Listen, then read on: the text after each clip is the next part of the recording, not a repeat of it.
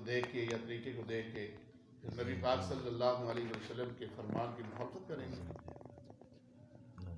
یہ علم جو ہے وہ کتابوں میں موجود ہے، اس سے پڑھ کے پھر بندے کو رہنمائی ہوتی ہے.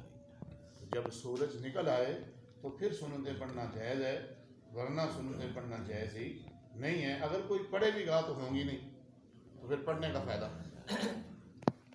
اس کے بعد نبی پاک صلی اللہ علیہ وسلم نے اسی فرمان میں ارشاد فرمایا وَبَعْدَ الْعَصْرِ حَتَّى تَغْرُبَ. نبی پاک صلی اللہ علیہ وسلم نے ارشاد فرمایا کہ سنتیں یا نفل وغیرہ عصر کی نماز پڑھنے کے بعد بھی بندہ نہیں پڑھ سکتا یہاں تک کہ سورج غروب ہو جائے. تو سورج غروب ہونے سے پہلے پہلے عصر کی نماز جس نے ادا کر لی ہو، عصر کے فرض جس نے پڑھ لیے ہوں، وہ بندہ کوئی نفلی نماز یا سنتیں اس کے بعد عصر پڑھنے کے بعد نہیں پڑھ سکتا. مثال کے طور پہ ایک بندے نے عصر کی نماز پڑھی جماعت کے ساتھ. اب عصر کی نماز کی جماعت جب ہو جاتی ہے تو پھر جماعت سے لے کے مغرب کا ٹائم کافی ہوتا ہے. اس میں کوئی چاہے کہ میں سنتیں پڑھ لوں یا میں نفل پڑھ لوں، تو نبی پاک صلی اللہ علیہ وسلم نے اس سے منع فرمایا اور فرمایا کہ جب تک سورج غروب نہیں ہو جاتا اس وقت تک نہ نفل نماز پڑھ سکتے ہو نہ سنتیں پڑھ سکتے ہو. تو نبی پاک صلی اللہ علیہ وسلم نے اس بات سے بھی منع فرمایا ہے. یہ حدیث شریف 2-3 جگہ پہ اسی جگہ پہ آئی ہوئی ہے.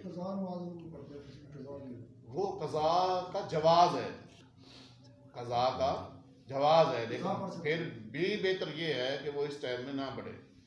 جواز ضرور ہے کہ اگر کسی نے پڑھ لی ہے تو وہ گنی جائے گی کہ اس کی قضاء ہوئی، لیکن پھر بھی بہتر یہ ہے کہ اس ٹائم میں قضاء بھی نہ پڑھے.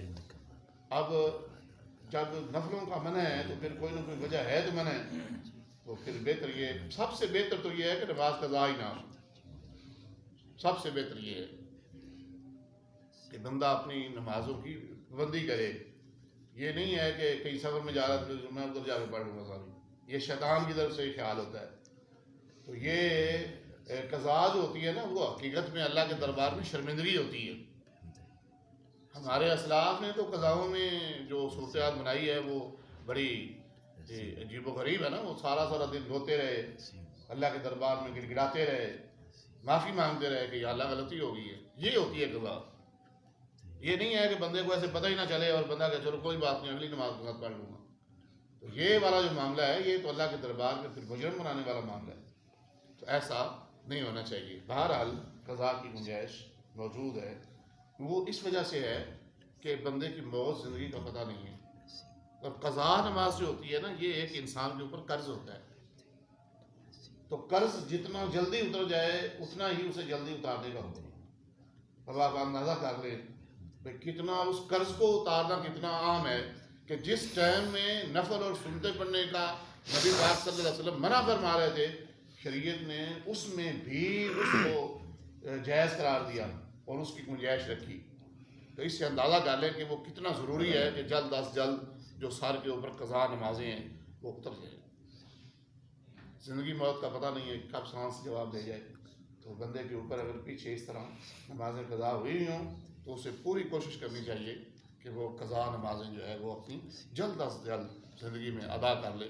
کہیں یہ نہ ہو کہ اسی طرح ہی اللہ کے دربار میں چلا جائے اور پھر معاملہ جو ہے پھر قضاء جب تک سانس ہے تو قضاء کر سکتا ہے. اگر سانس ہی پورے ہو گیا تو پھر دنیا میں قضاء نہیں کر سکے گا. تو پھر آگے جا کے اس کے لیے معاملہ سخت ہو جائے گا.